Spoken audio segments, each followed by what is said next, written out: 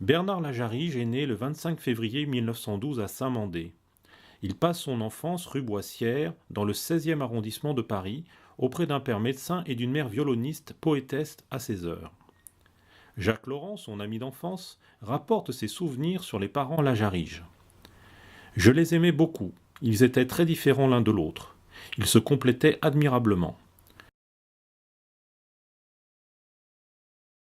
Jean de Lajarige était classique, avec un comportement très digne.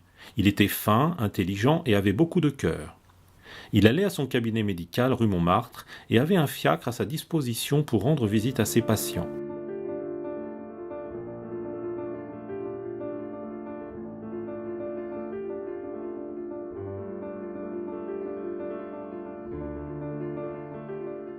Bernard est un élève très moyen dont l'esprit est porté à la rêverie. Enfant, il est fasciné par Charlie Chaplin et disait volontiers à ses parents « Quand je serai grand, je ferai ma poire ». Adolescent, il aime déclamer des fables et des récitations aux veillées scouts. C'est en fait par le biais du scoutisme qu'il rencontre Léon Chancerelle, un disciple de Jacques Copeau, qui va lui apprendre le métier de comédien. Après son échec au baccalauréat et son inscription à Sciences politiques, il fréquente en cachette de ses parents le music-hall de l'Empire et les poulaillers du théâtre de Rochefort ou du théâtre Antoine. En 1931, Bernard Lajarige rencontre Léon Chancerelle, ici sur la droite de la photo, qui a décidé de recruter des jeunes comédiens parmi les scouts pour créer un centre dramatique et ainsi conduire l'œuvre de rénovation du théâtre amorcée au théâtre du Vieux-Colombier dès 1913. La compagnie des comédiens routiers est animée d'un esprit d'équipe où tout désir de vedettariat est absent. Leur idéal est simple et sincère. Aller à la rencontre d'un public populaire en dressant le tréteau sur les places, dans les granges ou les salles de patronage, ce qui amènera les comédiens routiers à se produire aussi bien dans les villages que dans les villes de province ou les banlieues populaires. Bernard Lajarige passe ainsi près de 3 ans dans cette troupe d'amateurs qu'il quitte après son mariage en 1934 avec Pauline Simon, fille du peintre Lucien Simon. Elle lui donnera 5 enfants. Faire choix d'être artiste n'est pas la voie de la facilité. Il devient speaker au Poste parisien, donne des séances de guignol à domicile, fait de la figuration et s'inscrit au cours privé de René Simon pour tenter le concours d'entrée au conservatoire. Il raconte, dans Mémoire d'un comédien au XXe siècle, 3 petits tours, « C'est là que je fis la connaissance de François Perrier, Bernard Blier, Michel Morgan, Madeleine Robinson, Jacques Castello et bien d'autres. » Arrive l'année 1939 et la mobilisation.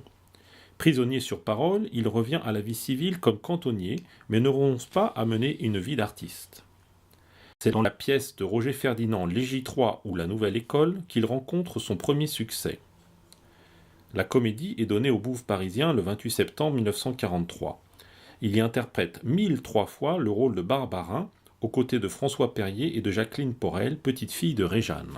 Il rencontre des personnalités de son époque, le voici avec Jean-Paul Sartre. Les succès au théâtre le font remarquer par des metteurs en scène et des producteurs de films qui n'hésitent pas à profiter de sa popularité grandissante pour lui confier des rôles de premier plan. Nous le retrouvons bien souvent dans les rôles de valet stricts et précautionneux, auprès de grands interprètes tels que Jean Marais dans Le Capitaine Fracasse, Omar Sharif, Catherine Deneuve et Ava Gardner dans Meilleure ligne. Il a joué parfois des valets plus distraits et farfelus, comme dans Carré de Valet en 1946, avec Martine Carole et Yves Degnaud. Les seconds rôles de gendarme lui sont souvent proposés, comme dans La Traversée de Paris en 1956 avec Jean Gabin, Bourvil et De Funès, avec Gérard Philippe dans Les Belles de nuit, le chef-d'œuvre de René Clair en 1953. Film dans lequel il interprète un agent de police pris entre le devoir et l'amitié.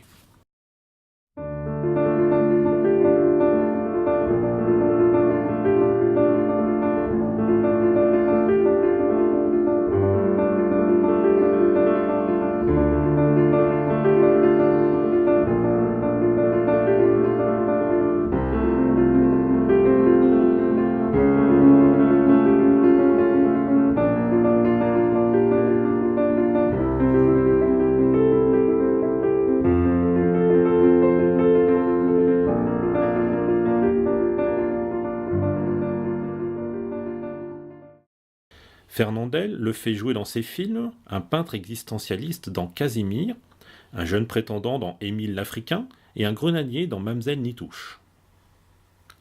Dans Rendez-vous de juillet de Jacques Becker, chronique sur la jeunesse de Saint-Germain-des-Prés, il incarne un metteur en scène de théâtre entouré de la nouvelle génération d'acteurs et d'actrices. Allô, boss, comment? Oh, c'est formidable! Formidable! Et vous êtes le seul à l'avoir découvert? Oh, non, boss, vous n'avez pas donné ça à un journal italien. Mais non, mais je vous assure que notre patron disait ça pour rire.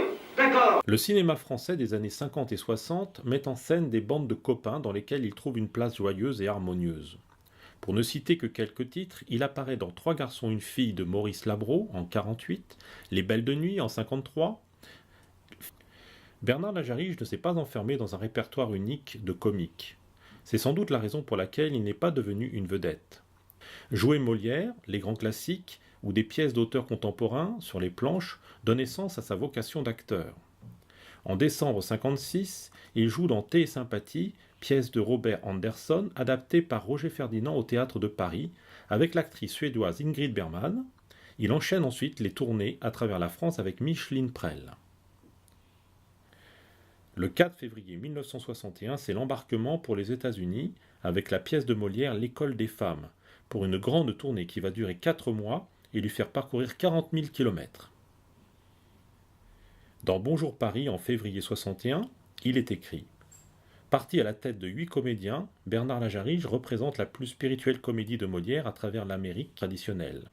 C'est un Molière contemporain que découvrent les étudiants américains. Une des bases, sinon de la réussite, du moins de l'activité dans cette profession, ce sont les copains.